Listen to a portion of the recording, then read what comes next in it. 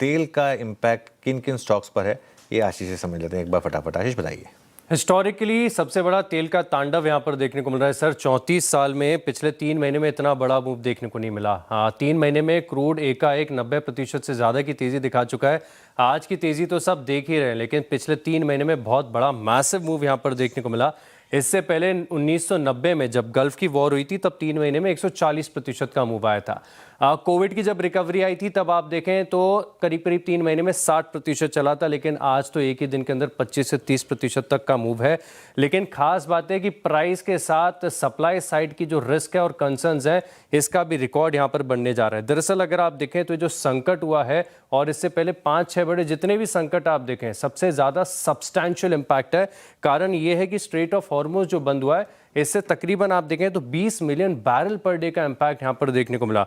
और ये इतना ज़्यादा इंपॉर्टेंट इसके लिए है क्योंकि आप 2022 की रशिया यूक्रेन वॉर को देख लें, या फिर आप ईरान की जो क्रांति है उसे देखें, या फिर आप इजराइल का जो बाकी के अरब देशों के साथ युद्ध हुआ था, इराक ईरान के बीच में जो टेंशन बढ़ी थी, इन सब के इम्पैक्ट को अगर आप जोड़कर भी देख लेना तभी भी 20 मिलियन बैरल पर डे का इम्पैक्ट यहाँ पर देखने को नहीं मिलेगा।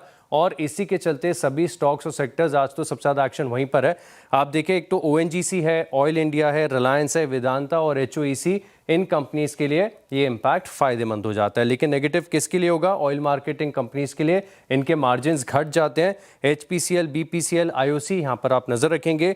अब वो जो कंपनीज और सेक्टर्स जो क्रूड का बतौर रॉ मटेरियल इस्तेमाल करती हैं, यानी एशियन पेंट्स है, बर्जर पेंट्स, इनके लिए बहुत नेगेटिव है। पिडिलाइट की चर्चा सुबह से हम कर रहे हैं।